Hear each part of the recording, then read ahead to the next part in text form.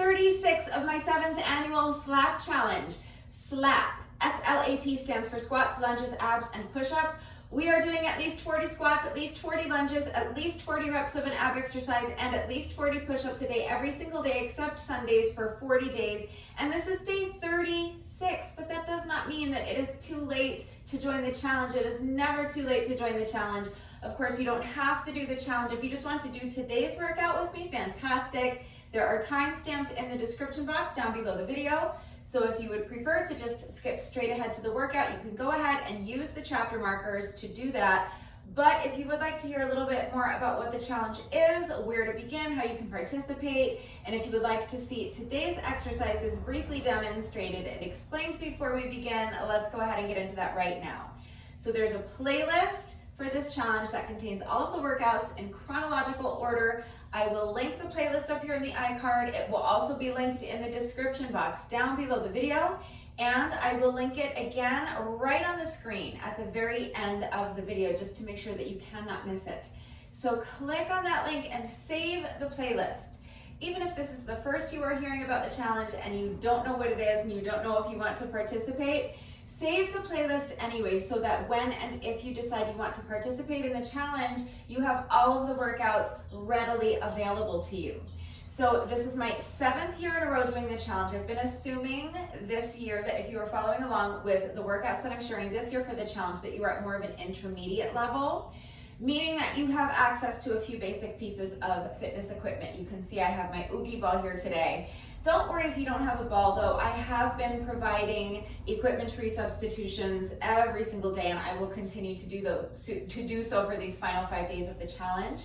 But I have been assuming that you have at least a set of dumbbells, an exercise mat. I've also been assuming if you're at more of an intermediate level that you basically understand how to do your squats, lunges, abs, and push-ups with the proper form. So I have not been going into very much detail with regard to how to do the exercises correctly, and I have not been quite as diligent as I was last year about providing beginner modifications. Because last year I went out of my way to make sure that every single day of the challenge from day 1 through day 40 was absolutely accessible and approachable and doable for absolute beginners. So if you are a complete beginner, I don't care if you are in the worst shape imaginable. I don't care if you don't have any fitness equipment whatsoever. I don't care if you have never done a workout before a day in your life. If you think you cannot do a fitness challenge, if you think you can't even do a squat or a push-up, yes, you can. So here's what I would like you to do if you are an absolute day 1 beginner. I'm going to put another link up here in the iCard. This is the link for last year's playlist. It will also be linked in the description box down below the video, and it will be linked again on the end screen. Last year was my 6th year in a row doing the challenge, so it will say 6th annual SLAP challenge. Please click on the link and save the playlist. You don't have to commit to anything just yet. You don't have to do any squats yet. You don't have to do a single push-up.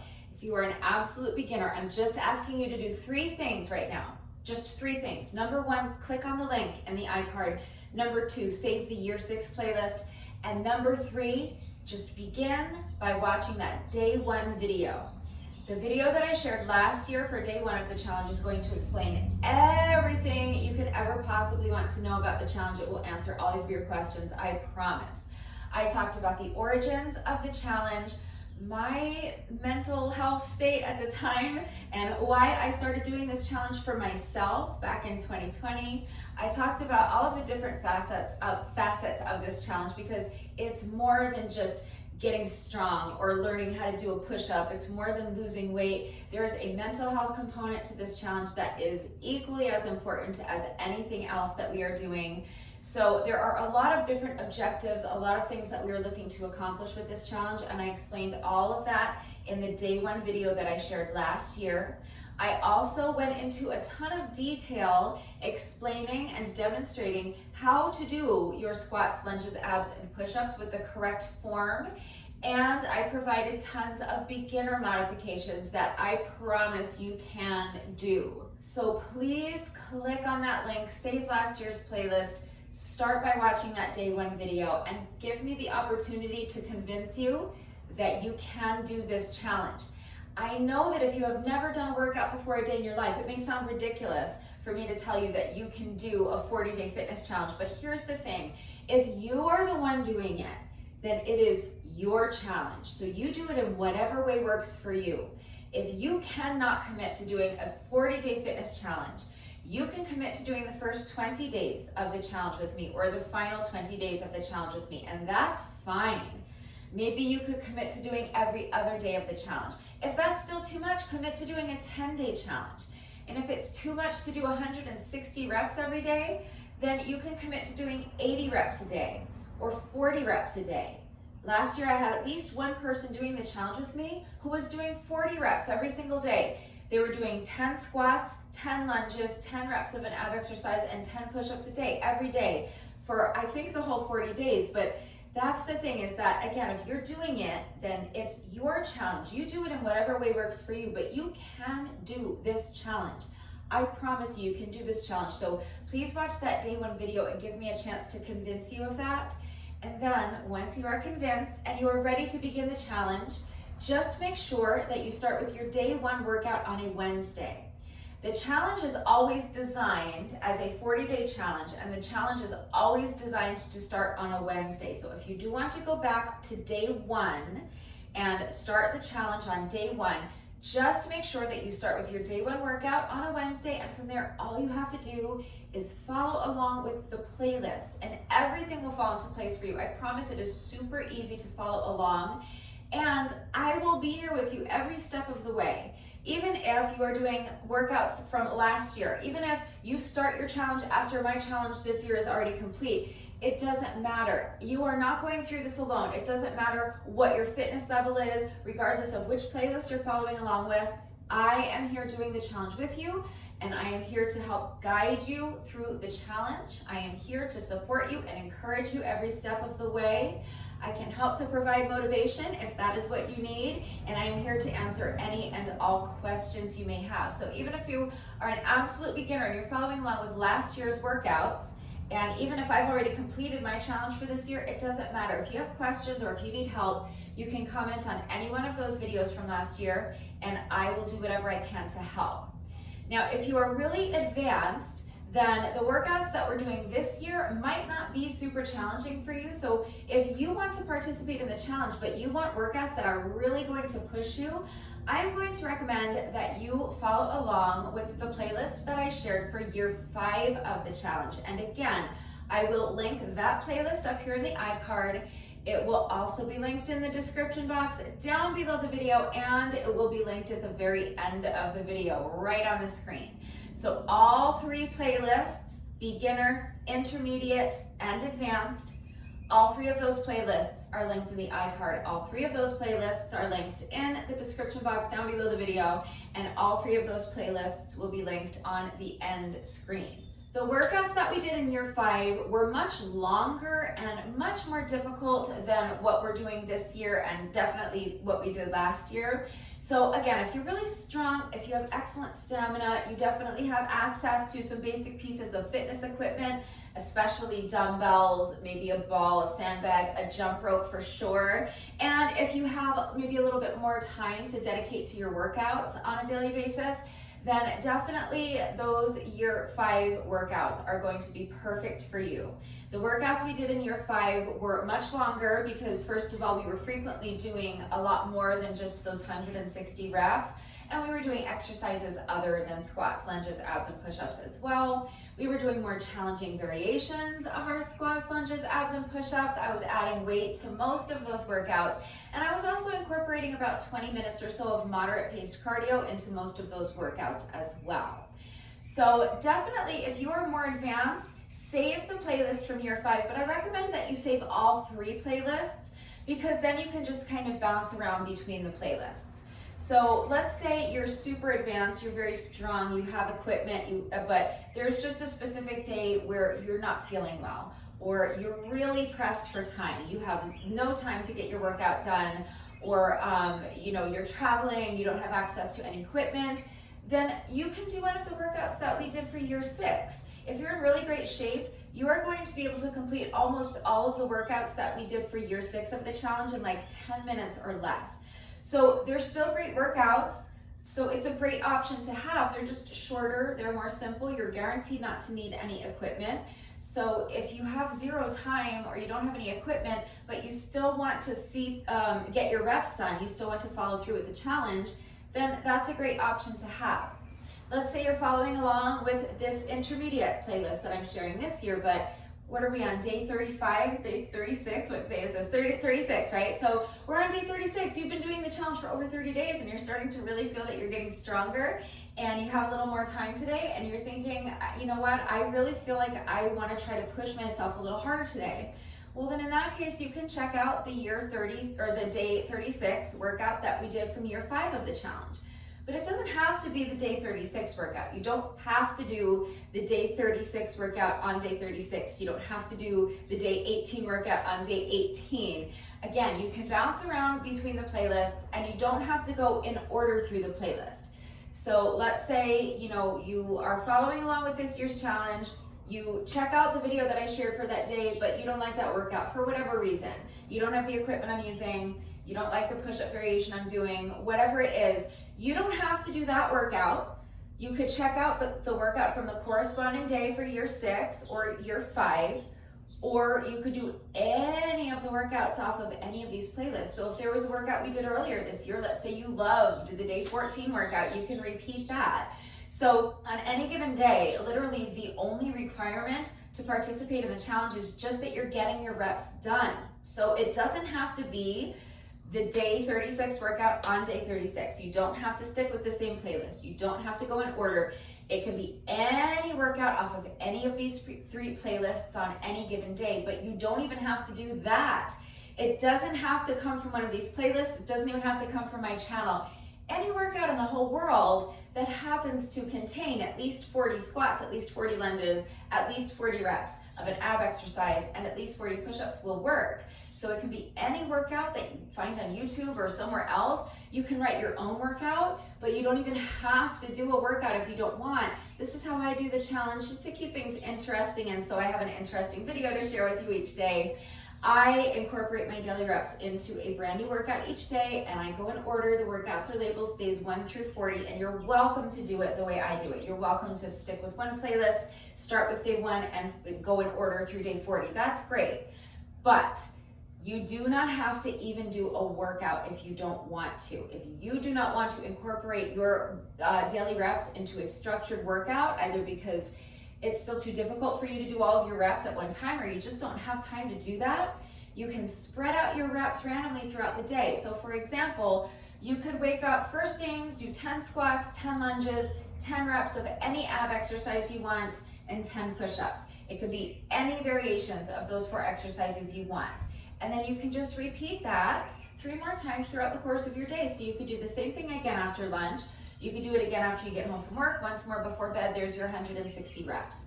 So the challenge is super flexible. It's really easy to customize this challenge to accommodate your current fitness level, to accommodate your access to equipment or any time constraints you may have.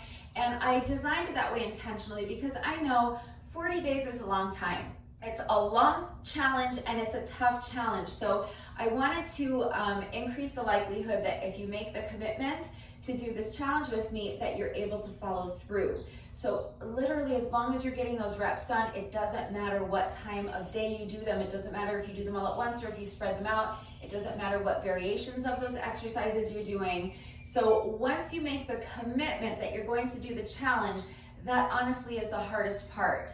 So this challenge sounds kind of cool. Let me think. So tomorrow's Wednesday. Well, maybe I have a really busy schedule tomorrow, lots of meetings. I'm gonna be running errands to pick the kids up. I'll try to find some time to fit in my day 1 workout tomorrow.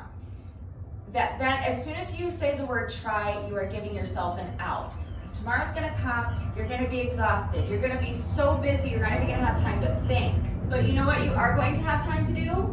You're going to have time to make excuses because you said you would try to find the time. Well, you tried and you didn't find the time. So there you go. So that's not a commitment. A commitment is, I'm doing this challenge. This sounds like something that is really going to push me and something that's going to be really rewarding, and I'm doing this challenge. No maybes, no tries. I'm doing this challenge. Here's how I'm gonna do it. I'm gonna do it in my way. I'm gonna do not 160 reps every day. I'm gonna do 80 reps every day. Every day I'm gonna do 20 squats, 20 lunges, 20 reps of an ab exercise, and 20 push-ups. And I'm not gonna do all 40 days. I'm gonna do that for 20 days. That's my challenge. That's how I'm doing it. So you decide what is a realistic goal for you. You decide what your challenge is going to look like, and then you commit. You use decisive language and you say, I am doing this challenge. Here's how I'm doing it, and I'm starting tomorrow. As soon as you say that out loud, you use decisive language. You get rid of the tries and the ifs and the maybes, and you use decisive language. You say, I'm doing this challenge. You will see that that is the most difficult part. From there, following through is actually kind of easy, because an amazing thing happens in your brain. It's like there's a little switch that gets flipped, and you are going to see your brain immediately go from excuse finding mode to problem solving mode. So now rewind. Instead of saying, I'll try to find the time to do it tomorrow, you say, I'm doing this challenge and I'm starting tomorrow. You've used decisive language. Now tomorrow comes. You're just as tired. You're just as busy as you were in the previous scenario. But now, instead of saying, well, I tried to find the time, but I just, I was running around all day and I just didn't have time and I was really tired and I need to rest. Okay, fine. Those are all valid excuses. But once you switch into problem solving mode, those things are valid, those things are real, but you're doing these reps. So how are you going to get them done? Well, you can do what I said earlier, wake up in the morning, and if your commitment is 20 reps of everything every day, then you can do 5 reps in the morning, 5 squats, 5 lunges, 5 reps of abs, 5 push-ups, or you can do 10 of everything, and then you just have to do it twice throughout the course of your day. Maybe you could spread it out even more than that. Maybe, do you have an office job? Are you sitting at a desk all day? How often do you get up to walk down the hallway to get a sip of water?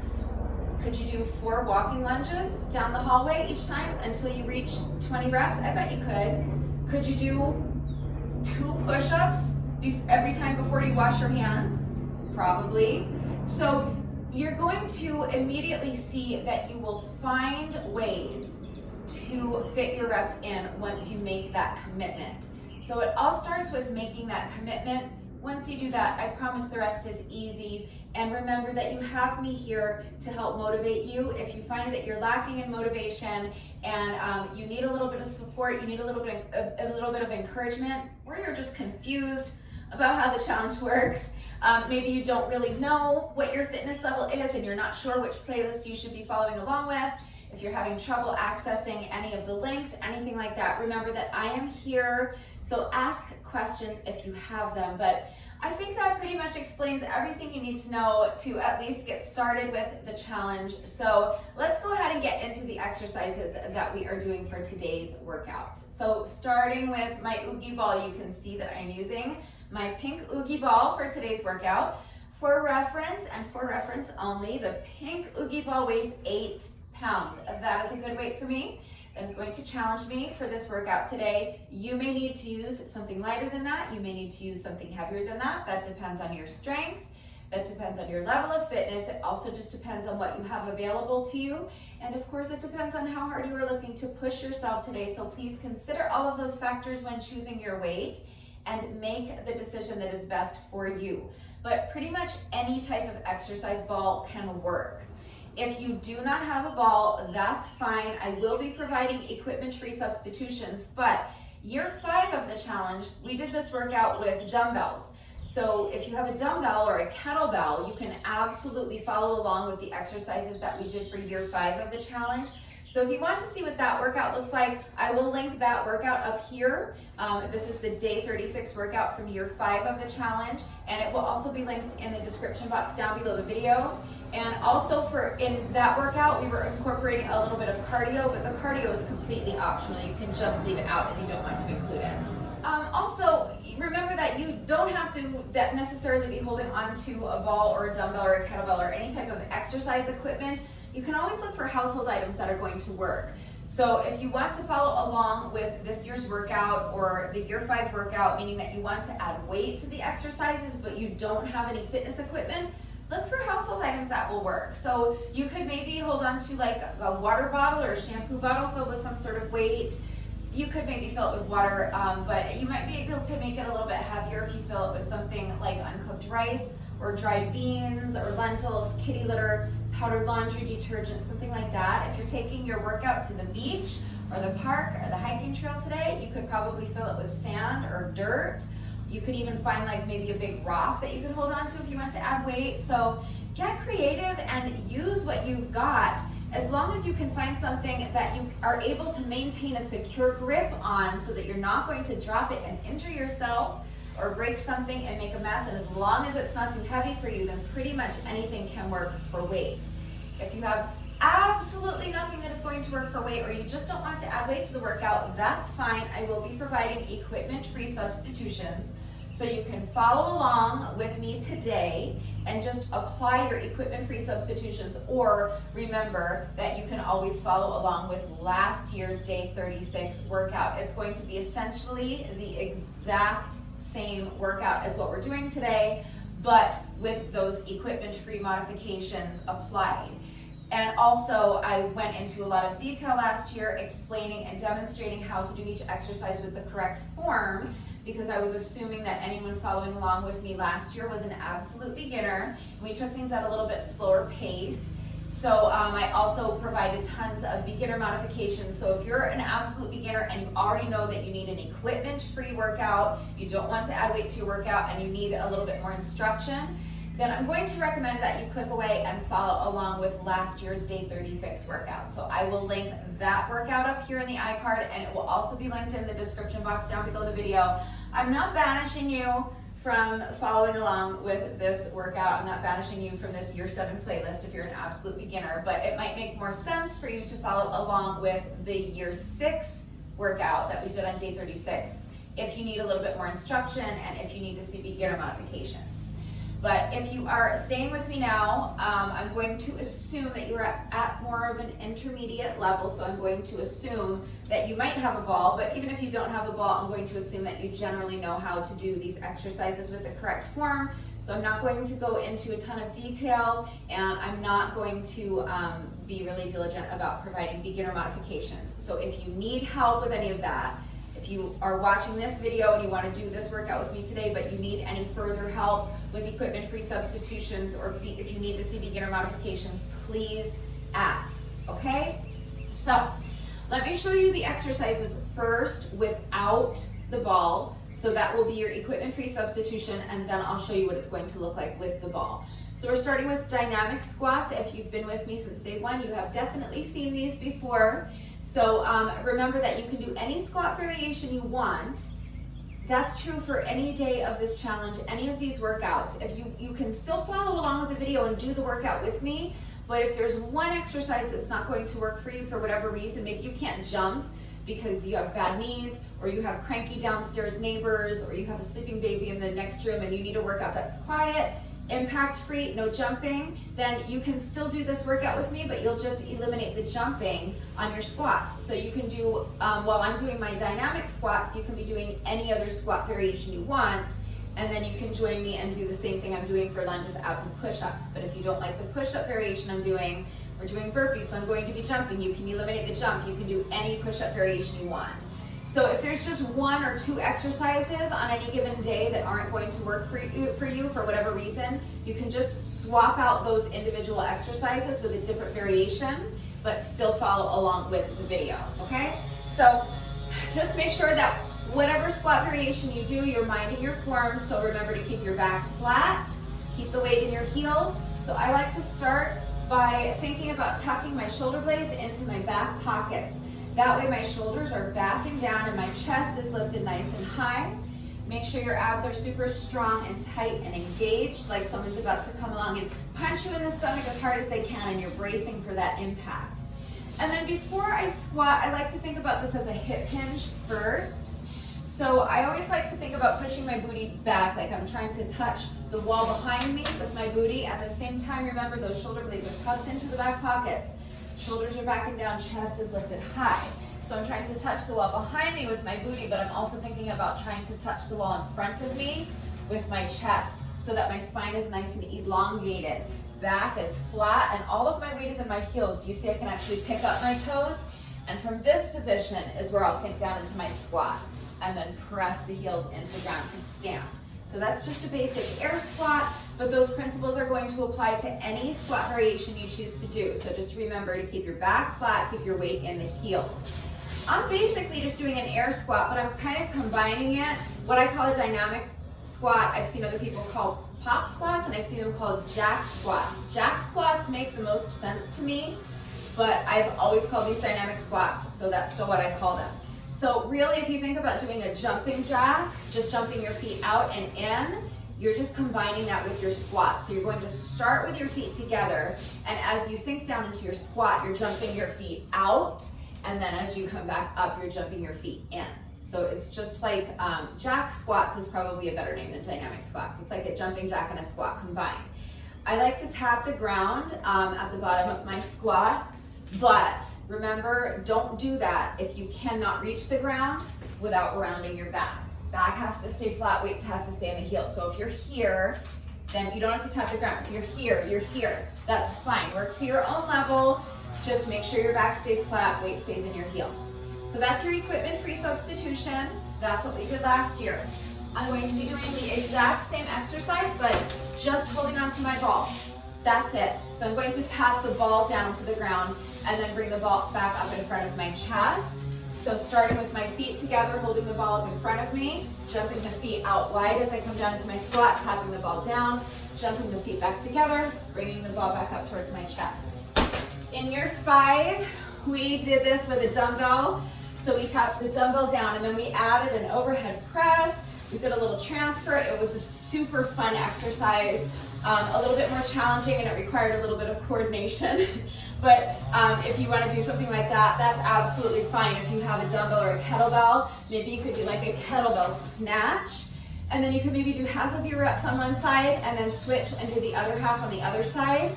Or you could come up with some way to transfer the kettlebell or the dumbbell from one hand to the other in between reps. So last year I did an overhead press and passed the dumbbell. You could pass the dumbbell or the kettlebell behind your back, something like that. But that's another option. But that is my squat variation. I'm sorry. I tried to get started early so that I would be finished before the gardeners got here, but I failed. So here we are shouting over the weed whacker and the lawnmower and all that stuff. They'll be gone in a few minutes. I have a small yard. So that is our squat variation. Moving on to lunges, we are doing a dragon lunge. Well, no, I have to call these curtsy lunges now. I'm trying so hard. This is another one. I've always called these dragon lunges, but I think technically a dragon lunge is a thing that's different from a curtsy lunge. If you are really advanced and you want to do dragon lunges, go for it. If you're thinking of the same thing I'm thinking of when I say dragon lunge, but what we're doing is more commonly known as a curtsy lunge. So really it's like you are doing a reverse lunge, but as you step the foot back, you are also stepping your foot diagonally across your body. So if you imagine that you're standing in a box, you are picking up one foot and lunging behind you and diagonally across your body like you're trying to tap your toe to the corner, this back corner of the box that's on the opposite side. All right, so starting with my feet roughly about shoulder width apart, and then picking up one foot, stepping the foot back and diagonally across my body, bending both knees, coming down into a lunge. And then you can step the foot forward and return to your starting position. If you need something a little bit simplified, that's fine. But I'm going to be taking this back foot and doing a little leg lift or side kick. No, I'll do a leg lift. Year 5, we did a side kick with the dumbbell. Year 5 was awesome. We did a little tap down with the dumbbell and then a side kick, and it was super hard. It doesn't look like it would be much, but it was so hard. So the leg lift is a bit easier. If you want to do a kick, you can. Remember, you can do any lunge variation you want. So you don't even have to do curtsy lunges or any variation of curtsy lunges. You can do side lunges, reverse lunges, forward lunges, it doesn't matter, okay? But I'm going to be doing a curtsy lunge with a leg lift. So lunging back and then lifting the leg to the side, put the foot down, we'll alternate sides with each rep. So now this will be my standing leg, this will be my lunging leg, picking up the opposite foot, lunging diagonally and across my body, and then lifting the leg, okay? Super simple. Again, you can do a kick if you want, that's fine. You can eliminate the leg lift and just step the leg forward. Just make sure you're minding your form on the lunge and make sure the movement is under control. So again, tuck those shoulder blades into the back pockets. Your shoulders should be back and down, away from your ears. Chest should be lifted high, abs should be super strong and tight and engaged. And always think about pushing your booty back, keeping your back flat and keeping the weight in your heels. And make sure the movement is under control so you do not bang your knee into the ground. Work to your own level. So if you have a range of motion that allows you to tap that back knee to the ground and you want to do that, that's fine. Just don't bang your knee into the ground. And if you need to shorten up your range of motion, that is also fine. So you don't have to step back as far, you don't have to lunge as deep. You can hold on to something for support, work to your own level, okay? But that is my lunge variation. Here's what it's going to look like with the ball. So I'm going to add just like a little halo with each rep. So as I step back into my lunge, the ball is always going to end up towards the outside of my front leg, okay? So that means that I'm going to start with a halo in that direction, and then I'm going to make a circle. So whatever foot I'm going to be stepping towards, I'm going to start swinging my ball in that direction, so that by the time my foot lands, I'll have made a big circle with my ball, and my ball's going to end up towards the outside of my front leg. Got it? You got it. It's not that hard. All right, now watch me mess it up. So, just going to start holding my ball in front of my chest, and now I'm going to swing the ball up and over, bring it in front of that front leg, and then up. Well, I'm going to do my, wait, am I going to include the leg lift? Every time I do this exercise with my ball, I don't include the leg lift because then I can go from here right to here. So I think this is what I'm going to do today. I think I'm not going to do the leg lift because otherwise the exercise just flows better without the leg lift when you're adding the ball. So you can eliminate the leg lift if you want to because I'm not going to be adding one. But if you're not adding a ball, you can add an upper body component if you're holding on to weights. Or if you want to add a kick or a leg lift or something, absolutely, you can do that. That's the way we did it last year. We did a little leg lift, I think. But I'm just deciding right now that I'm not doing the leg lift. It just flows better this way. So I'm just doing a little halo and then halo curtsy lunge. So that way it flows better, and once it just flows better that way. That's what I'm doing. All right, so that's our S and our L. Moving on to abs. So remember that any ab exercise you want to do is fine. Any sit-up variation, any crunch variation, you can do standing abs, any ab exercise you want to do is fine. If you want to do something that's the most similar to what I'm doing, you're going to do jackknives. So really, you're just going to start down here on your back, on the mat with your arms extended overhead and your legs straight. And then what you're going to do is try to lift your body up like a V. So you're going to keep your legs more or less straight. You're going to keep your arms more or less straight. You're going to lift your legs and at the same time, lift your torso, tap the toes, or really when I do this, I guess I tap like my ankles, but the point is that you want to try and kind of come together like a V, lifting the legs and the torso at the same time, and then lowering the legs, lowering the torso at the same time.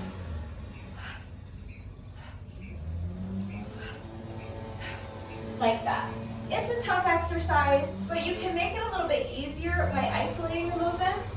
So what you could do is lift your legs first, and then come up and do a toe touch, and then put your arms back down and then lower the legs. So it's essentially the same exercise, but it's easier to do the movements one at a time. It's easier to isolate the movements as opposed to doing them together. But you could also just do leg lifts. That would be fine. So when I do this exercise, I just place my hands underneath my booty. It makes it more comfortable. But you could just do this part of the movement, just lift and lower the legs. It's still a phenomenal ab exercise. Or you could leave your legs extended like this and just do toe touches. That would be fine. So any kind of, modification or anything in that vein will be pretty close to what I'm doing. I am going to, now if you have a ball, you can just do the exercise holding onto the ball in your hands, or squeezing the ball in between your ankles and just keep the ball where it is the whole time, and that works. I'm going to be passing the ball from my hands to my feet, feet to hands, hands to feet. But I'm going to count each crunch as 1 rep. So I'm going to start holding the ball in my hands. Now I'm going to do my jackknife, bringing the ball with me, and as I'm here, I'm transferring the ball so that I'm now squeezing the ball in between my ankles and then lowering my arms, lowering my legs. That's 1 rep. Now rep number 2, I'm lifting the ball with my ankles, passing the ball to my hands, lowering my arms, lowering my legs. That's 2. Okay, so each pass of the ball is 1 rep. But you could keep your ball in your ankles the whole time, and I frequently do the leg raises that way, so you could just do leg raises that way, like this. Or again, you could just do toe touches with holding onto the ball. Or you could do your jackknives holding onto the ball the whole time. Or do jackknives but hold the ball on your ankles the whole time. That's fine.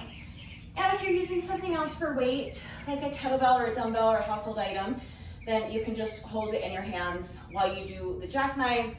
Or again, you can just do toe touches, holding onto the weight. You can hold on to 2 dumbbells, 1 dumbbell, a kettlebell, a household item. It doesn't matter, okay? So you don't need to add weight if you don't want to. You have your equipment-free substitutions, but there's like 100 different options if you do want to add weight. And that is abs. So push-ups, I am doing burpees for my push-up variation. So this is the only exercise where I'm not using the ball. I thought about using it, but I've never used the ball for this exercise before. So for this one exercise, we're gonna give Oogie a chance to rest, and we're just doing burpees. So when I just say burpee without any modifiers, this is what I'm talking about. Now I know a lot of people, there are a million different burpee variations. You can do any burpee variation you want as long as it includes a push-up.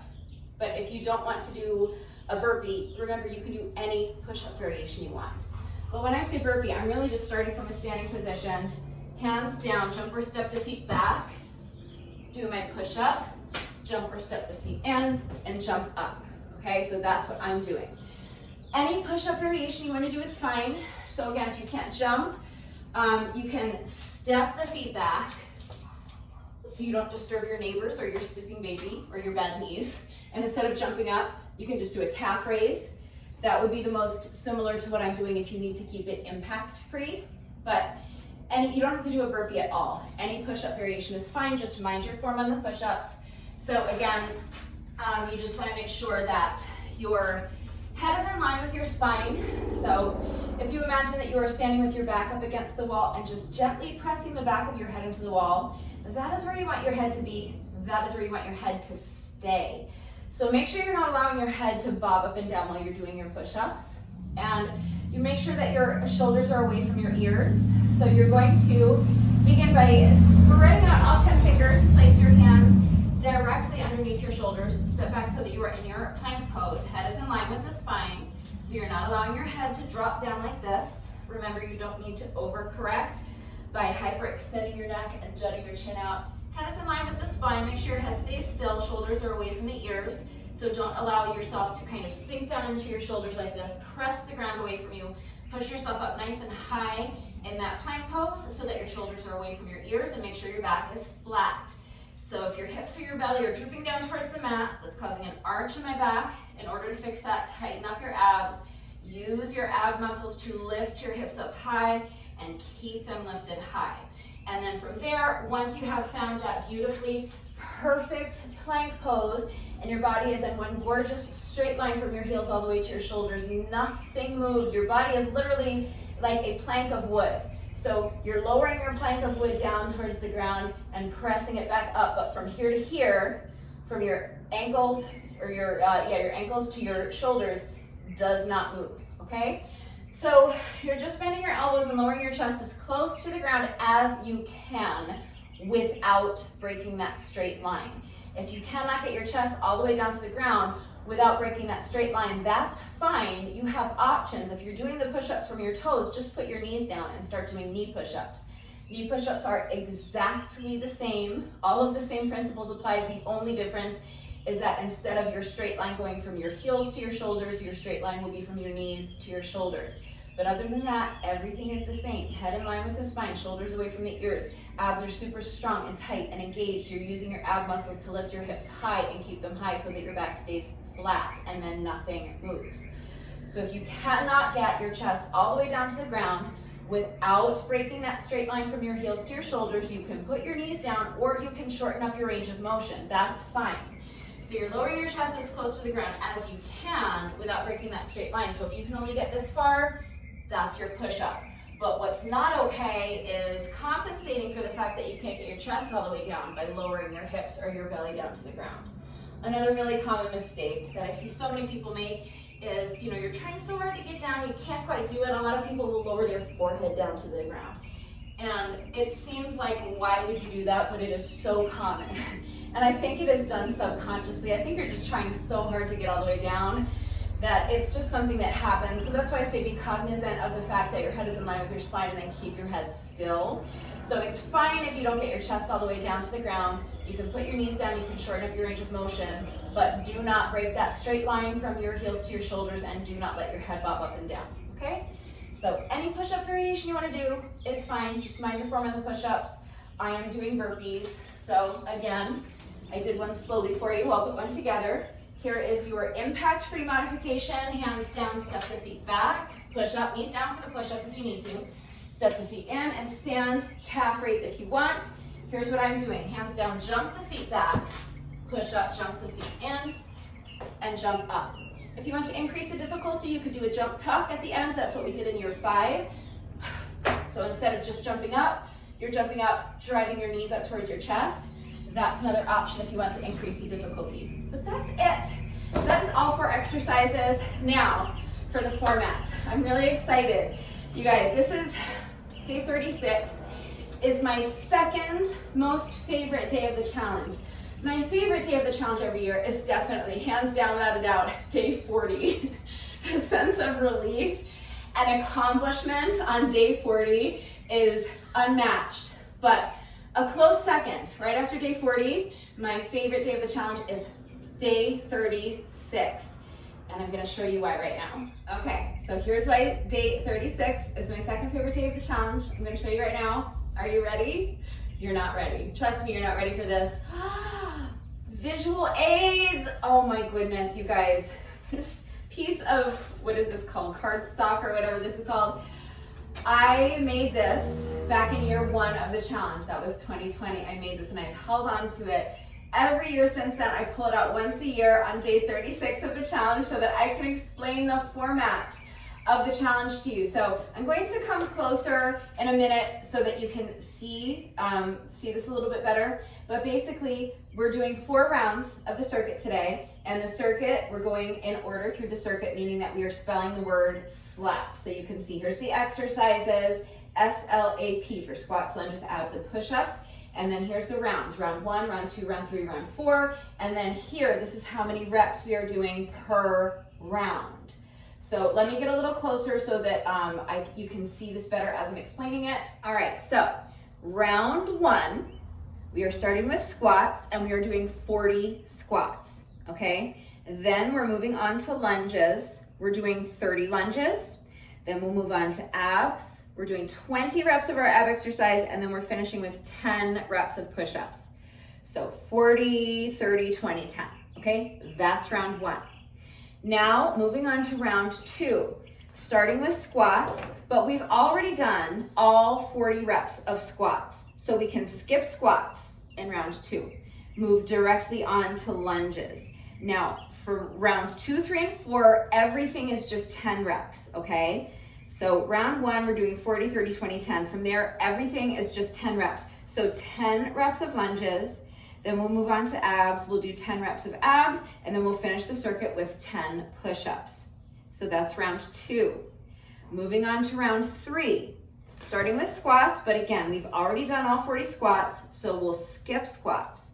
we'll move directly on to lunges. But in round 1, we did 30 lunges. Round 2, we did 10 lunges. So that's 40 lunges on the day. That means we're finished with lunges, so we can skip lunges for round 3. So moving on to abs, we're doing 10 reps of abs, okay? We did 20 reps of abs in round 1, 10 reps in round 2, now we're doing 10 reps in round 3. So that's gonna be our 40th rep of our ab exercise. And then we'll move on to push-ups, another 10 reps of push-ups.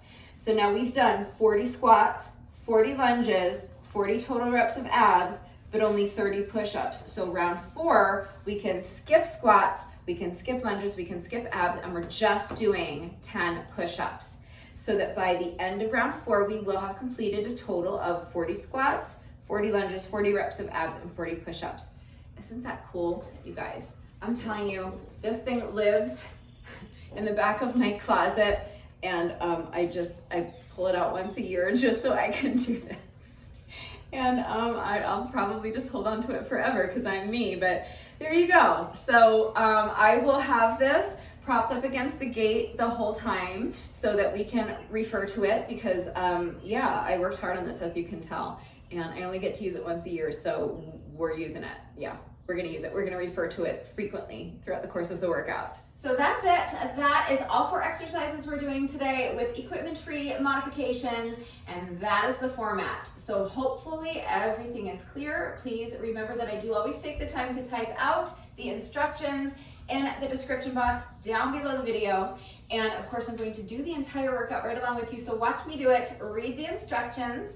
But then of course, as always, if anything is unclear with the format and how everything fits together, if you have questions about any of the exercises that we are doing today, if you have any doubts about how to do these exercises with the correct form, or if you need any further help with equipment-free substitutions beyond what I have already provided, if you need to see beginner modifications, please remember that I am always here to help. So ask questions if you have them. It is very important that you understand how to do the exercises correctly before you begin the workout so that you reduce your risk of injury, and also just so that you make sure you're getting the maximum benefit out of each exercise. And hopefully you guys know that it is also incredibly important to me that all of my workouts are always accessible to anyone and everyone who wants to do them with me. So I am always here to help facilitate that. Please do not hesitate to reach out if you have questions or if you need help. I also want to remind you, especially if you are going to be working out along with the video, to make sure you are going at your own pace and minding your form. Do not sacrifice your form for speed. So if you are in really good shape, you are definitely going to be faster than I am, and that's wonderful. Be faster than I am, as long as you're not losing anything off of your form to get there. But if you're racing to stay ahead of me, either because you're competing with me and you want to beat my score, or because you've set a really ambitious time goal for yourself that you're chasing, and your form starts to get sloppy, that means you need to slow down. And I'm not discouraging you from competing with me. I'm not discouraging you from setting an ambitious time goal. I think those are both wonderful things. I'm just saying that if you are racing to stay ahead of me for whatever reason and your form starts to get sloppy, then you're going to have to sacrifice your time goal, or you're going to have to let me beat you or something, because it is far more important that you are doing the reps correctly. It will always be safer and more effective to slow down and do your reps with the correct form than it is to race through the workout and allow your form to get sloppy. So the same thing applies if you are slower than I am. First of all, also wonderful, and I mean that. If you are slower than I am, be slower than I am. It's wonderful, it's amazing. You wouldn't even know that you were slower than I am unless you got your little booty dressed and you were out here doing these reps with me today. That's the important part. That, and that you're doing the reps correctly. So please don't worry about how fast you're going, worry about your form. Worry about executing each and every rep with the best form you can manage. So if you're racing to keep up with me and your form starts to get sloppy, you need to slow down. If you fall behind, either because you're just working at a slower pace than I am, or because you need rest breaks where I'm not taking them, or you just need longer rest breaks than what I'm taking, that's fine. Just pause the video. I'm not going anywhere. When you're ready, come back and we will finish the workout together. That's absolutely fine. Pause and rest if you need to. I do want you to challenge yourself to keep your rest breaks as short as you can, but they should be as long as you need. You should only resume the workout once you feel that you have regained enough strength and you have enough stamina so that you can continue with good form. So please just make sure that you are going at your own pace and make sure that you are minding your form. Never sacrifice your form for speed, and make sure you're working to your own level. So that means if you're adding weight, choose an exercise ball or a dumbbell or a kettlebell or a household item that is an appropriate weight for you, nothing too heavy. It means that if the exercises start to become too taxing with the added weight, drop the added weight and switch to the body weight versions of the exercises that I showed you. It might mean, again, shortening up your range of motion on the lunges or holding on to something for support. It might mean eliminating the jumping from your squats or from your push-ups. Maybe it means putting your knees down for the push-ups. So just please be smart, be safe, use your common sense, listen to your body, make the decision that is best for you, and just do your best. Please remember that your best is always good enough. So let your best be good enough. Hopefully I have covered everything. If you're ready to go ahead and begin the workout, grab whatever equipment you need. So definitely you're going to want something soft beneath you for our ab exercise, and if you do push-ups from your knees. So an exercise mat or a yoga mat is ideal. If you don't have a mat, a towel may suffice. You could probably also use a throw pillow or a seat cushion. Or another idea I had is one of those little kneeling pads that they sell in like the gardening section at like Dollar Tree. They're super cheap. But if you're working out on a carpeted floor or on grass, you may not need anything. The only other thing I'm using is my Oogie ball. So grab an exercise ball if you have one. If you don't have a ball, remember you can incorporate anything for weight pretty much, as long as it's not too heavy for you and as long as you can do so safely. Nothing you're going to drop and injure yourself or break and make a mess. But a dumbbell or a kettlebell will work. Household items can work. So maybe a shampoo bottle or a water bottle filled with some sort of weight. Even like a jug of laundry detergent or a gallon of water or something like that. But remember that if you have absolutely nothing that's going to work for weight, or you just don't want to add weight to the workout, that's fine. You have your equipment-free substitutions. Then pause the video, go get dressed, meet me right back here. We are going to start with a quick little 5-minute warm-up, and then we will get right into our day 36 reps. So as soon as you're ready, let's get started with our 5-minute warm-up. You're going to begin by just allowing your head to fall towards one shoulder. Place your hand on top of your head and just rest it there. You're not pulling your ear down towards your shoulder. You're just allowing gravity to do all the work of gently stretching the opposite side of your neck by simply using the weight of your arm to do so. So now we're going to switch sides. Allow your head to fall towards the opposite shoulder. Place your hand on top of your head and just rest it there. Your arms should be completely relaxed. Your shoulders should be relaxed as well. Make sure your shoulders are down, away from your ears. Next, we're going to do some head rolls. So you're going to start by allowing your chin to fall first towards your chest and then towards the opposite shoulder and back. And each time you roll your head from one shoulder to the other, just start feeling your head getting heavier and heavier, allowing your range of motion to increase until finally your entire torso is just kind of spilling in front of you. Your arms should be nice and loose like a rag doll. Now we're going to do some shoulder rolls. So I'm rolling my shoulders towards the back. You can roll your shoulders towards the back or towards the front. It doesn't matter. Just make sure that you're exploring your full range of motion here. Make big circles with your shoulders. Next, we're going to do some arm circles, but we're going to start small with our arm circles. So extend your arms straight out to the sides. You can make your circles towards the back or towards the front. It doesn't matter, but start by making small circles, and then gradually as the interval progresses, you're going to start making your circles bigger and bigger until finally you are exploring your full range of motion. Make the circles as big as you possibly can. Now step your feet out so that they're a little bit wider than shoulder width apart. Bend the knees and sweep the arms in front of you. And as you straighten your legs, you're reaching up as high as you can towards the ceiling. Each time you bend your knees, you are allowing your range of motion to increase just a little bit more each time, sinking deeper and deeper into that squat. Now keep your feet planted right where they are. Again, they should be wider than shoulder width apart. And we're just going to lunge side to side, nice and easy, adding the arms. So now with each lunge, I'm just reaching my arm across my body. You should feel like you're trying to throw your arm across the room. Now step your feet in to the middle. We're just going to march in place. Super simple. Starting with the knees low, but as the interval progresses, you're going to gradually start driving your knees up higher and higher towards your chest until finally you're driving your knees up as high as you possibly can towards your chest. Really get them up here. Now jog in place. Again, we're going to start with the knees low, but gradually as the interval progresses, you're going to start driving your knees up higher and higher towards your chest until finally you're driving your knees up as high as you can towards your chest. Next is booty kicks. So keep jogging, but now with each step, you're just bringing your foot behind you. Really try to kick yourself in the booty cheek with your heel.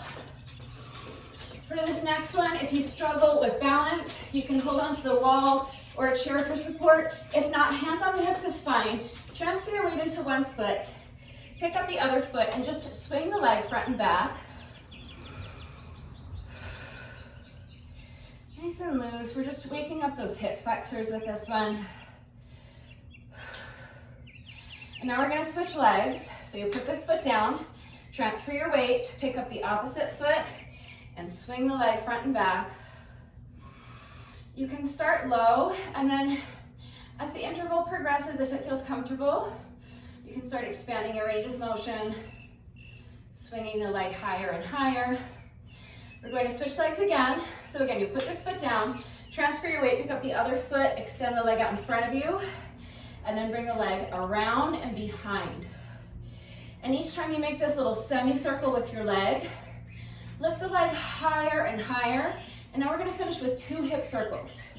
So drive the knee out towards your chest, and then use your hand to kind of guide it around. Other leg.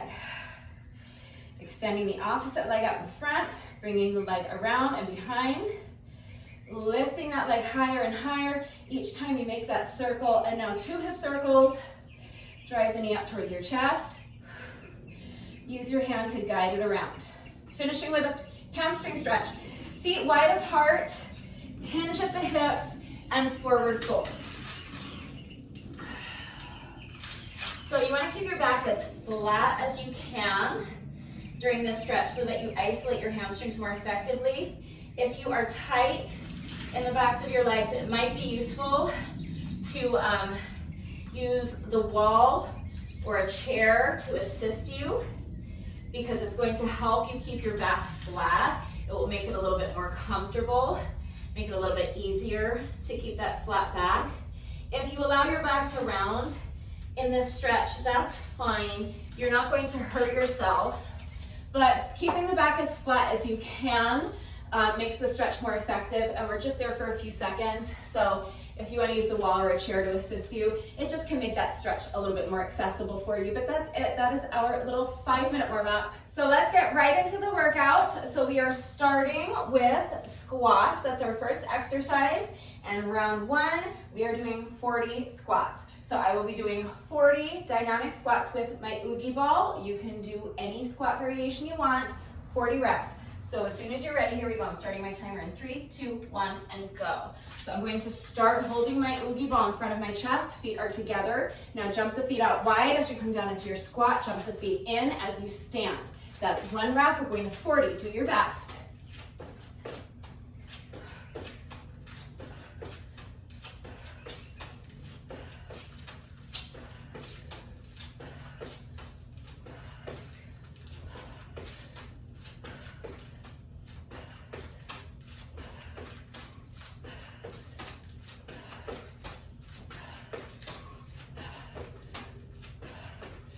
It's 20.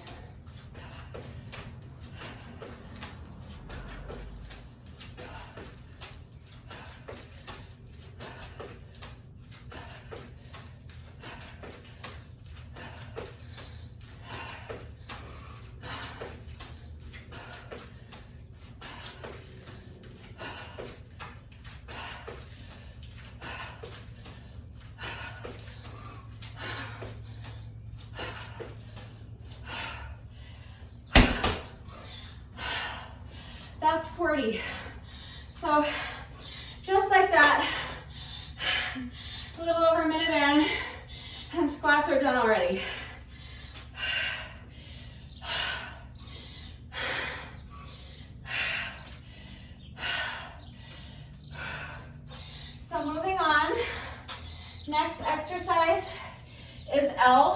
lunges.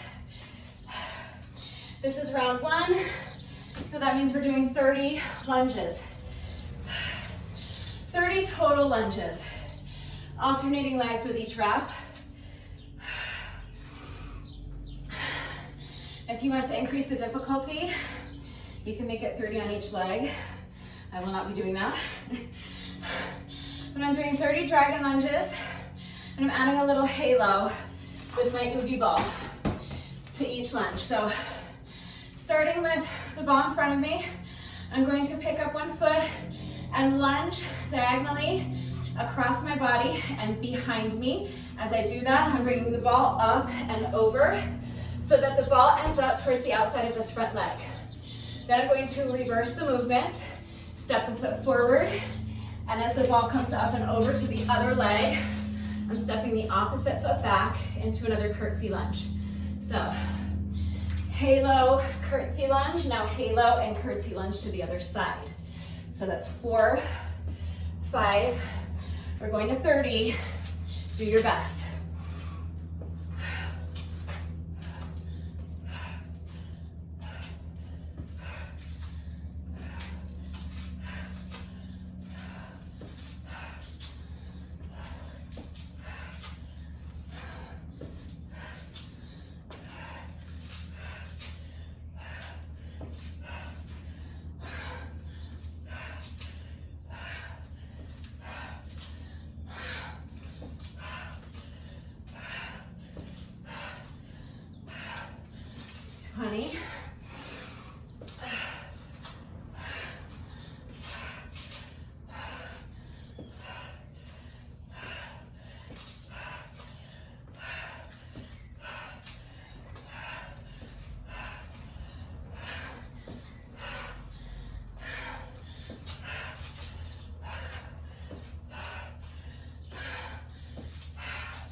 And that's 30.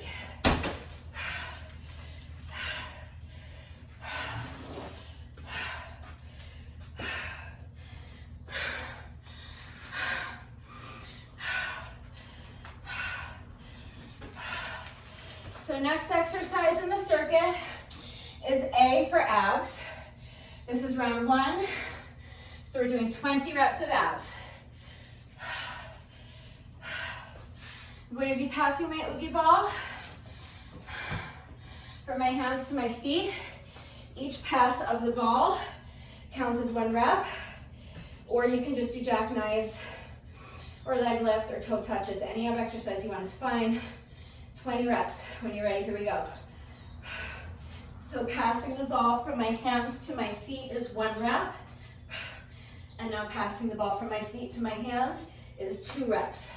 I'm gonna zip it because this one's tough. We have to do 18 more. Do your best.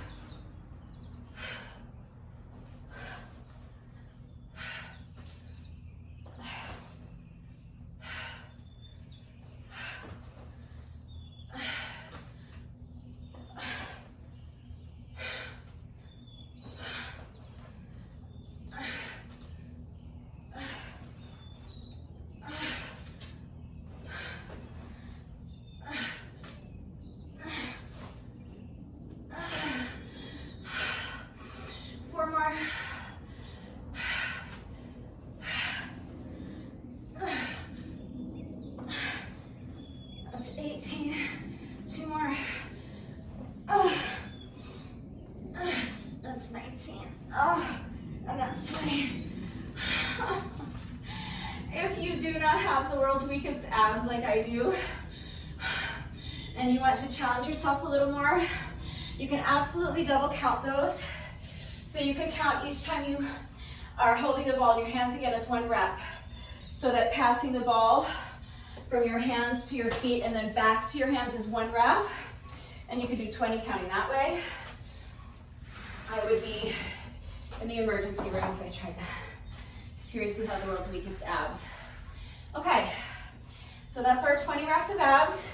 Last exercise in the circuit. Here's our exercises. P is for push-ups. We're in round 1, so we're doing 10 push-ups. Any push-up variation you want to do is fine.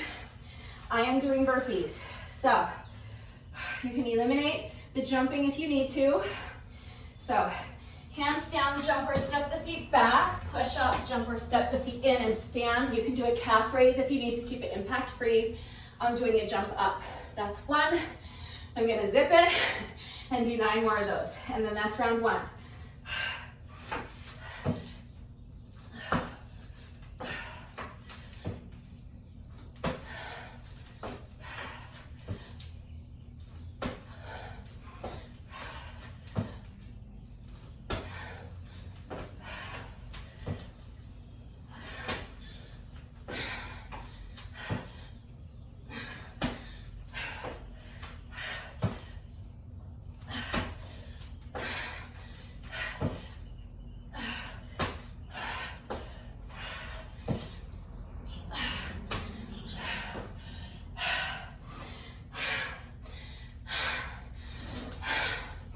So that's round 1.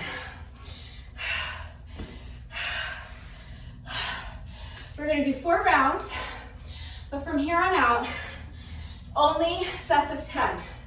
Regardless of the exercise, we're just doing sets of 10. So starting back at the top with squats, but we already did 40 squats in round 1. So that means for round 2, we can skip our squats. So we'll move right on to lunges. Round 2, 10 reps of lunges. Alternating sides with each rep. If you want to double your lunges, you can make it 10 reps on each leg. That is absolutely fine. I will not be doing that today. When you're ready, here we go. 10 curtsy lunges.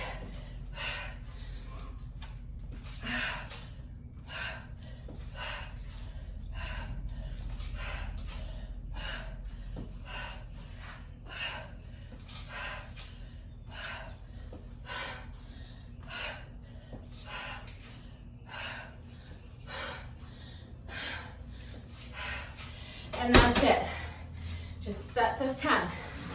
So now 10 passes of the Oogie Ball, or 10 reps of whatever ab exercise you're doing.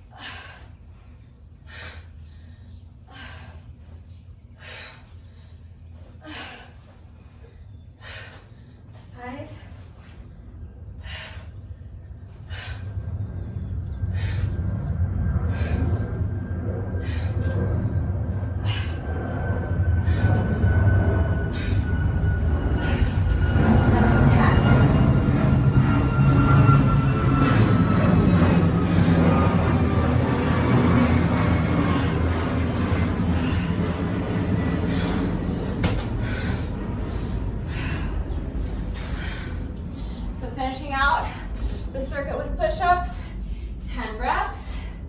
Push-ups are easy to remember because it's always 10 reps. And honestly, rounds 2 through 4 is easy to remember because it's always sets of 10. And round 1 is easy to remember because it just goes 40, 30, 20, 10. We really probably didn't need the chart, but I went through all the trouble of making it. All right, as soon as you're ready, here we go, 10 burpees, or 10 reps of whatever push-up variation you're doing.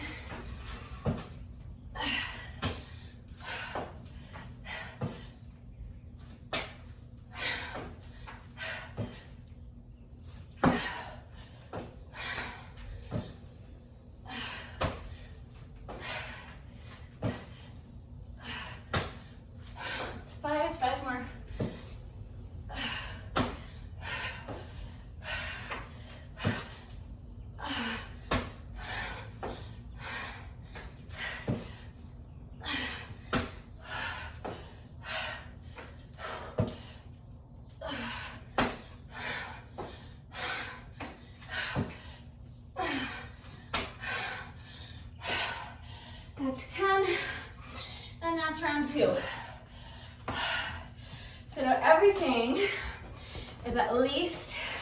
halfway done.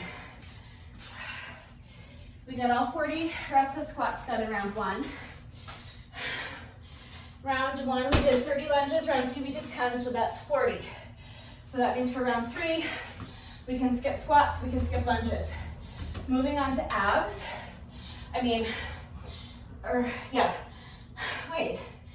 Moving on to abs.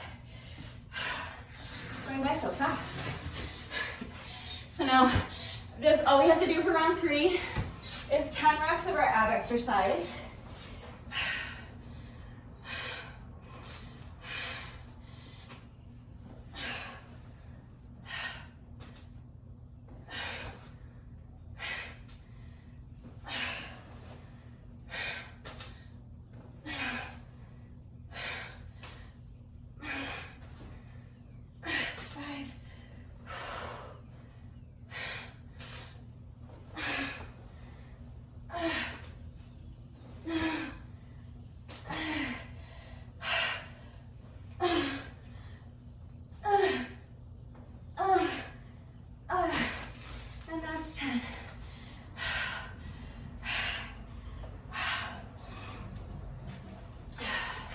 So SLA. Last but not least, P for push-ups. We're round three, so 10 push-ups. Always 10 push-ups, but chart. So another 10 burpees when you're ready.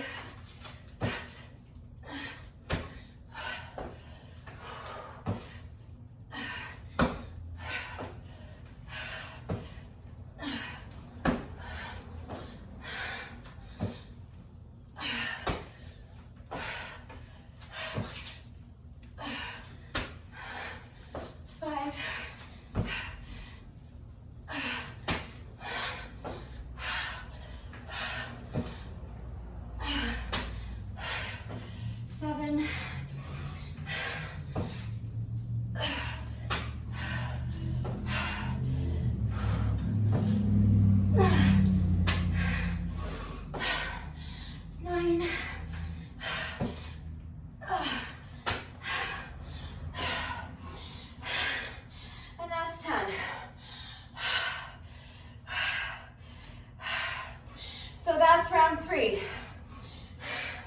So on to our fourth and final round. We've already done 40 squats, so we skip squats. We've already done 40 lunges, so we skip lunges. Last round, we did our final 10 reps of abs. We did 20 reps in round one, 10 reps in round two, 10 reps in round three, that's 40. So we skip abs. So all we have left to do is push-ups. Round four is just 10 push-ups.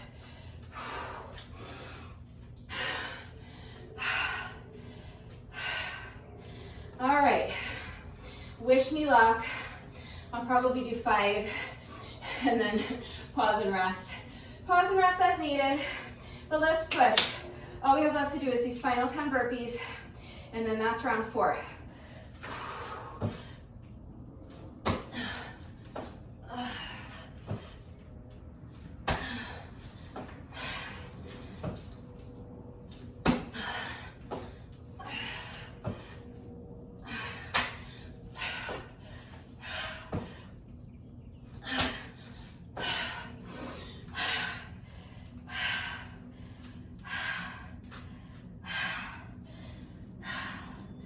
That's 5.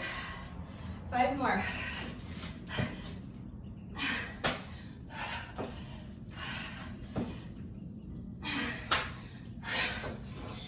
That's 7.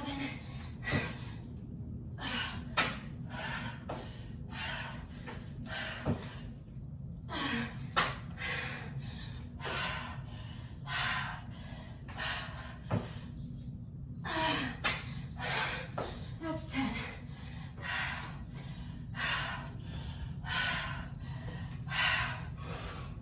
That's round 4. That took me 16 minutes and 12 seconds. So, super short workout, but super tough.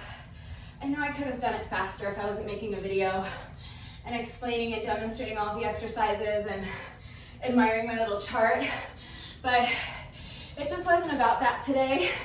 Like I said, this is my second favorite day of the challenge. I enjoy my little chart, so today it was more about making it as enjoyable as possible, as enjoyable as 40 burpees can be, and just getting the reps done. But if you did time yourself and you feel comfortable doing so, please feel free to comment with your score. Let me know how long it took you. We are not quite finished yet, because remember that no workout of mine is ever complete until we have done our bonus burpee. So we have just 1 rep left to go, but first, before I do my bonus burpee, I'm going to do another 10 burpees. There is a reason for this. This is a tradition that dates back to year 36, or day 36 of the challenge, year 1. So every single year of the challenge, from year 1 through today, after workouts 36, 37, 38, and 39, we are adding 10 push-ups after the workout. So I always choose to do 10 more reps of whatever push-up variation I did during the workout. So since my push-up variation for this workout was burpees, I'm going to do 10 more burpees. You do not have to do these burpees. I will explain the reason behind this. I will explain why we do this, but not until day 40. I just don't feel like taking the time today, and it's a really, really busy week. So I'm going to just explain all of that on day 40. But just know that for today, tomorrow, Thursday, and Friday, after each of those workouts, we will be adding on 10 extra reps of push-ups before we do our bonus burpee. So if you do not want to do this extra set of 10 burpees with me, that's fine. You don't have to do them, but you just do still have to do your bonus burpee. So you can use the chapter markers to skip ahead, do the bonus burpee with me, and then stick around for the cool down. We'll do a little cool down together. But if you do want to do these extra burpees with me, it doesn't have to be burpees. Just do an extra set of 10 push-ups. Whatever push-up variation you did during the workout is fine, or you can choose a different push-up variation, that's fine. The point is just to do 10 extra push-ups after each of these workouts from days 36 through day 36 through day 39. So I'm just going to do an extra 10 burpees. I'm not timing it. If you need another minute to pause and rest so that you can towel off and get a sip of water, if you want your heart rate to come down a little more, if you want to give your breathing a chance to normalize, that's fine. Pause the video, come back when you're ready, and let's do 10 more burpees.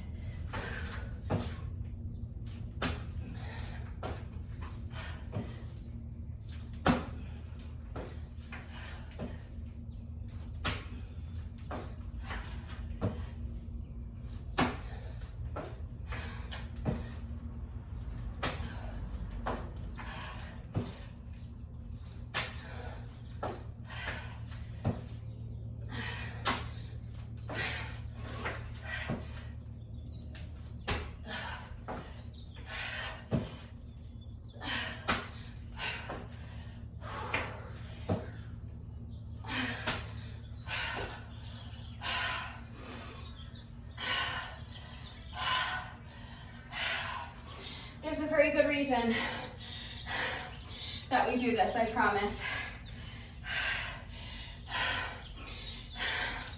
And I will explain it on day 40. But for now, just know that from here on out, I will be adding on 10 extra push-ups after each workout, but it is completely optional. Join me for the additional push-ups if you want. Skip them if you want, but you do still have to do your bonus burpee. So we still have 1 burpee left to do. This bonus burpee does not have to include a push-up. It can be any burpee variation you want, but you must do a bonus burpee. The bonus burpee is mandatory. It's what completes the workout. The workout is not officially complete until you have done it. And this challenge, part of the challenge is doing that bonus burpee after every single workout. So let's go ahead and do our bonus burpee together, and then the workout will be officially complete. So as soon as you're ready, here we go. This is our final rep of the day, I promise.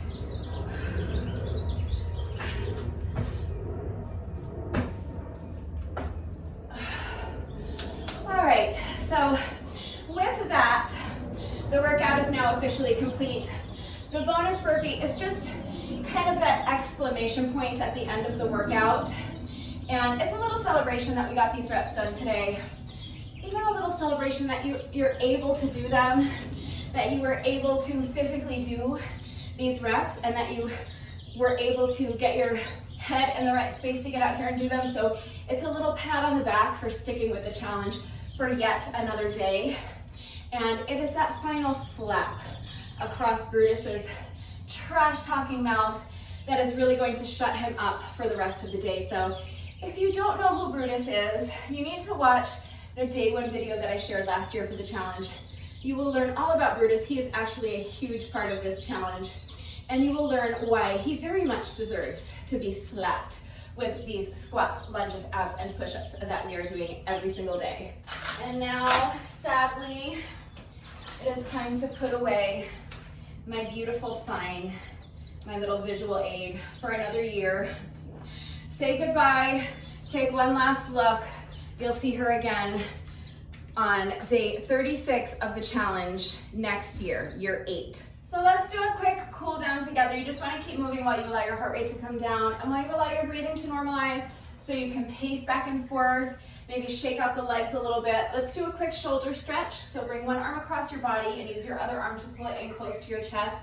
Make sure that your straight arm is completely relaxed, and make sure your shoulder is completely relaxed as well. If your shoulder is tense and hunched up by your ear, you're not going to be able to stretch it effectively, and this shoulder stretch feels really good after all those push-ups.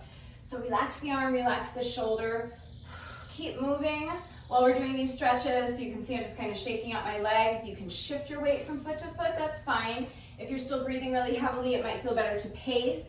But just keep moving and keep focusing on slowing down your breathing. So you do that by really concentrating on feeling your diaphragm being pulled down as you inhale.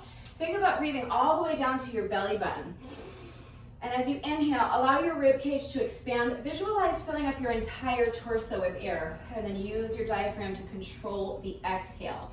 Let's get the other shoulder. So bringing the opposite arm across your body, using your other arm to pull it in close to your chest. Make sure your straight arm is completely relaxed. And make sure your shoulder is completely relaxed as well. Feel that nice stretch in your shoulder. Keep moving. You can pace back and forth. You can shake out the legs, or you can just shift your weight from foot to foot. That's fine. Whatever feels good to you. Let's take one more nice deep breath here. So inhaling all the way down to your belly button. Imagine filling up your entire torso with air, and then use your diaphragm to control the air as you exhale. Shake it out.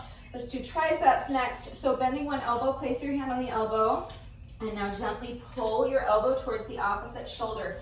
And make sure that the fingers on your free hand are pointing straight down at the ground as you gently pull that elbow towards the opposite shoulder. You're trying to avoid having this free hand hanging out up here somewhere by your shoulder.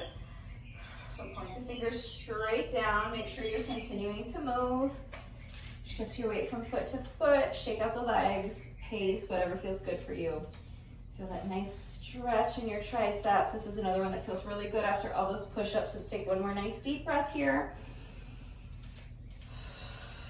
Slow, controlled exhale, shake it out. Let's get the other side. So bending your other elbow, place your hand on the elbow and gently pull your elbow towards the opposite shoulder. Fingers on your free hand are pointing straight down at the ground. Feel that really nice stretch in your triceps. You guys know I love this stretch. It feels so good. Keep moving. Keep focusing on slowing down your breathing. So let's take a couple more deep breaths here. Remember, as you inhale, your rib cage is physically going to expand, so that if I had my hands on your rib cage, my hands would move. Inhale all the way down to your belly button.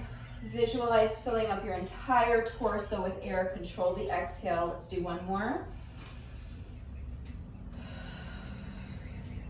And come out. We are going to finish with a quad stretch. If you struggle with balance, you can hold onto the wall or some other strong, sturdy, stable, elevated surface for support. You're going to bend one knee, bring the foot behind you, reach back and grab a hold of the top of your foot with the hand that's on the same side if you're holding onto something for support. If you are not holding onto anything for support, you can reach back and grab a hold of the top of your foot with both hands. And now you're going to press your heel into your booty cheek. Really press it in there and feel that nice stretch in your quads. As you're doing that, I want you to also tilt your pelvis forward. So kind of tuck your booty underneath you. Think about trying to touch your spine with your belly button. And make sure you're doing both of those things at the same time. So as you're tilting your pelvis forward, make sure you're continuing to press your heel into your booty cheek. As soon as you combine both of those two elements, you're going to instantly feel that stretch intensify in your quad muscles as you isolate them more effectively. But I also want you to feel the stretch extend all the way up to your hip flexors. So come out, shake out the legs. Let's get the other side. So bending the opposite knee, bring the foot behind you. Reach back and grab a hold of the top of your foot with the hand that's on the same side if you're holding on to something for support. If you're not holding on to anything for support, you can go ahead and reach back and grab a hold of the top of your foot with both hands. Press the heel into your booty cheek and tilt your pelvis forward. Tuck that booty underneath you. Suck that belly button back towards your spine like you're trying to touch your spine with your belly button. Make sure as you tilt your pelvis forward that you are continuing to press your heel into your booty cheek. And make sure that as you press your heel into your booty cheek, you are continuing to tilt your pelvis forward. Feel that nice stretch in your quads. Feel that stretch extend all the way up to your hip flexors. Let's take one more nice deep breath here. So one more time, inhaling all the way down to your belly button. Fill up your entire torso with air. Use your diaphragm to control the air slowly as you exhale and come out. And one more time, just shake out the legs, shake out the wrists, shake out the arms, swing the arms a little bit. And that's it. That is our little cool down. So if you find that you are still breathing heavily, your heart rate is still elevated, just take a few more minutes to pace around. You can do a little more light stretching. That's great. I'm going to move directly on to cardio. So you can see that I have the lovely Victoria here with me again today. Victoria is my beautiful silver jump rope with these pretty light pink metallic handles. If you would like to know where I get my jump ropes, there is a link and a coupon code in the description box down below the video. So click on the link and use coupon code RUDEBECCA to save an additional 10% on your jump rope. I am going to set my interval timer for 10-second rest intervals and 20-second work intervals times 40 rounds. That's 20 minutes. I'm going to get some music going and I'm going to do 20 minutes of interval jump rope. This is something that I do after every single workout, and this is how I do the challenge every year since like year 2 or 3. So that's why I'm sharing it with you. The additional cardio is not required. It is not officially part of the challenge, but if you are looking to use this challenge to get yourself in shape, if you are trying to improve your stamina, maybe you're trying to lose weight, the additional cardio will help to accelerate that process for you, and that means that you are going to start seeing results faster, and that is really encouraging. Once you can see that what you're doing is working, it makes you want to keep doing it, and it makes it easier to stick with the challenge. It's easier to find the motivation to get your reps done every day, and plus as you're getting stronger and your stamina is improving, the workouts themselves are going to start to get easier, faster. And that is also going to help keep you motivated to stick with the challenge if you know that every day your reps are not going to be as difficult or as tedious or take as long as they did maybe in weeks 1 or 2 of the challenge. So it can be anything you want. For me, 9 times out of 10, the additional cardio is 20 minutes of interval jump rope, but any kind of moderate pace cardio you want to do is fine. Every once in a while, I will go for a jog when it's a nice day and I have lots of time. I will do a nice long hike. So longer than 30 minutes is great if you have the time, and those are all great options. Jump rope, going for a jog, hiking, those are all great options, but it can be anything you want for cardio. So if you have a bike, you could definitely go for a bike ride, or if you have access to a pool, or if you live close to a body of water where you can go swimming, and weather is permitting, swimming is amazing cardio. But if you have access to a treadmill or an elliptical or an exercise bike, Stairmaster, anything like that, you could hop on one of those for 20 to 30 minutes or more if you want. If you have access to a heavy bag, I love that option. You could work on your heavy bag for 20 minutes? Or you could do up and down the steps. So if you have steps in your home or your apartment complex, there you go. But steps anywhere will work. So again, if you took your workout to the beach or the park or the hiking trail today and there's steps there that you can use, up and down the steps is a great option. Or if you have access to the field at your local high school, you could do up and down the bleachers. You could jog around the track, you could combine them, that would be amazing cardio, super challenging. But you could even just like do a fitness class if that's something you enjoy, or you could meet up with a friend in the park and play some tennis or some basketball or something. So any type of moderate paced cardio you want to do is fine. 20 to 30 minutes is more than sufficient. You can do more if you want to and if you have the time, but it is not required, it is not mandatory, but it's the way I do the challenge. And again, if you can find at least 2 or 3 days a week, I do it after every workout. I know not everybody has the time to do that, but if you can find 2 or 3 days a week to tack on that additional 20 to 30 minutes or more of cardio after the workout, just moderate paced cardio, I just know that you are going to be so much happier with your results on day 40 of the challenge. And this challenge is long and it's tough, and we work hard every year to get this done, and I really want everyone to be happy with their results. So not required, not mandatory, but strongly recommended. Also incredibly strongly recommended. I can't come to your house and force you to stretch, but if I could, I would. That's how strongly I recommend that you are taking 20 to 30 minutes to stretch every single day. Immediately after the workout or immediately after your cardio, if you're adding on cardio, is going to be the most efficient and the most effective time to get your stretching done, because your muscles are already nice and warm from the workout. But it doesn't matter what time of day you do your stretching, just as long as you get it done. Taking the time to stretch every day is going to help to alleviate any muscle soreness that you might be experiencing after the workouts. And if you're doing this challenge with me, and especially if daily exercise is something new to you, then it's very likely that you are experiencing muscle soreness. So it's important to take the time to stretch after every workout so that you can alleviate some of that muscle soreness. That's really important, especially if you are doing the challenge with me, because if we do a workout one day that is so tough, it leaves you so sore the next day that you can't even move, it's going to be next to impossible to summon the motivation to do your reps that day. But if you had taken the time to stretch the day before, then you would be more likely to be in a position where you might say, okay, I'm still sore, it still hurts, but I can move. So I'm able to do my reps, and I really want to see this thing through. I committed to doing this challenge, so I'm going to get my reps done today. So of course I don't want you feeling sore anyway, so even if you're not doing the challenge, please take the time to stretch. But especially if you're doing the challenge with me, it's going to make the challenge easier, and it's going to increase the likelihood that you are able to stick with the challenge if you take the time to stretch after every workout, so that you alleviate some of that muscle soreness. Also, taking the time to stretch every day is going to help to reduce your risk of injury moving forward. Again, that's important on its own, whether or not you're doing the challenge, because I don't want anyone getting hurt and I don't want anyone being injured. That's not fun. But if you're doing this challenge with me, then a major part of the reason, one of the main objectives of this challenge, is to establish a habit of daily exercise, and we do that through consistent effort. And that is why we're working out 6 days in a row, every single week, Monday through Saturday, every single week, 6 workouts in a row. So the goal is to do all 40 days of the challenge, from day 1 through day 40, so that by day 40 you will have firmly established that habit of daily exercise. And then after the challenge is complete, you will continue making daily exercise a part of your routine. But if you become injured, then all of that momentum that we're working so hard to build is just going to come to a screeching halt, and it's going to make it that much more difficult to establish that habit of daily exercise if you're having to miss days because of an injury. So it's really important to do 2 things. These are the 2 most important things you can do to help reduce your risk of injury. Number 1, as we're doing the workouts each day, make sure that you are minding your form. You have to do each exercise with the best form that you can manage. And number 2, you have to take the time to stretch every single day.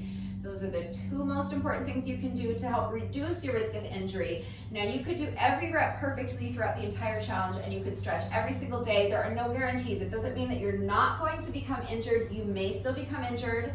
If that happens and you need to sit out a few days, that's fine. That is what you should do. But the point is that if you're trying to do all 40 days of this challenge with me, if that's your goal, then you can't be missing days. And so you want to just kind of stack the deck in your favor. So taking the time to stretch every day is going to reduce your risk of injury. You're training your muscles to be generally more flexible, more pliable. You're going to see a range of motion increase as you're doing the workouts, and it's going to lessen the likelihood of straining something or pulling a muscle during one of the workouts.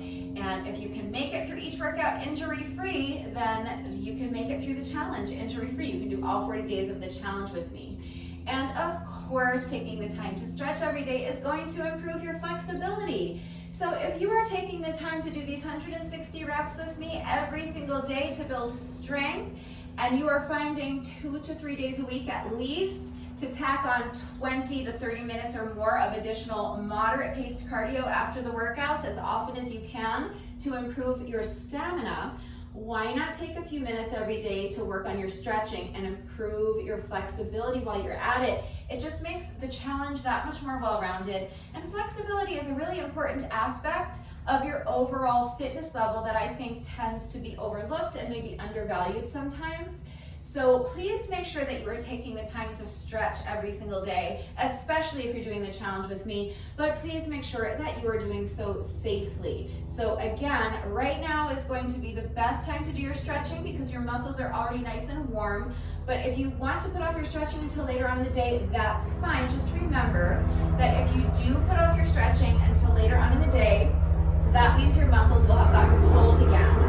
So you will need to take a few minutes to warm them back up before jumping into your stretching routine. You never want to stretch with cold muscles because your muscles need to be warm in order for them to be pliable so that you can stretch them safely and effectively. But that's it. That is officially a wrap on day 36 of the challenge. So I hope you enjoyed this one. I hope you enjoyed my visual aids. I worked so hard on that thing, you guys. I'm like weirdly proud of it. But I hope you enjoyed this workout. If you did this day 36 workout with me today, thank you so much. Please let me know what you thought of it and how you did. Thank you if you are doing the challenge with me. And I don't care if you started the challenge on day 1 and finished on day 20, or if you started the challenge on day 21 and you're doing days 21 through 40 of the challenge with me. Maybe you're doing every other day of the challenge with me. Maybe you're just doing 10 days of the challenge with me. Maybe you're not doing 160 reps with me every day, but if you're doing 80 reps or 60 reps or 40 reps or 20 reps, just know that I appreciate it. The more people I have doing the challenge with me every year, the happier I am. So if you are doing the challenge, thank you so much, and please let me know. But even if you're not doing the challenge with me, thank you for doing today's workout with me. Thank you to everyone who has been working out with me lately. And even if you're not doing the workouts with me, thank you for watching the videos. Thank you for liking and sharing the videos. Thank you so much for all of your wonderful and supportive and engaging comments. It truly does mean the world to me. Thank you to all of my new subscribers. If you are not subscribed already, please subscribe. And of course, a great big thank you to those of you who have been subscribed to my channel for years. Please know that I appreciate you all so very much. And if you know anyone else who might be interested in joining the challenge, please feel free to share this workout with them. Please feel free to share any or all of the playlists with them, even if they don't want to do the challenge. If you know anyone who's looking to get started with home workouts, please feel free to share my channel with them. I have like 1,000 of my own free original home workouts to choose from. And oh my gosh, this mosquito is just not gonna leave me alone. It's buzzing in my ear. But again, the more people I have doing the challenge with me, the happier it makes me. So please feel free to share. And just one final reminder that if anything was unclear with the format of today's workout, in spite of my stellar visual aid, if anything was unclear with the format, if you have confusion about how everything fits together, if you have any doubts about the exercises that we were doing today, any questions about how to do the exercises with the correct form, or if you need any further help with equipment-free substitutions beyond what I have already provided, if you need to see beginner modifications for any of the exercises, I'm always here to help. So please ask questions if you have them. That is going to do it for today. I will see you all right back here tomorrow for day 37. Bye.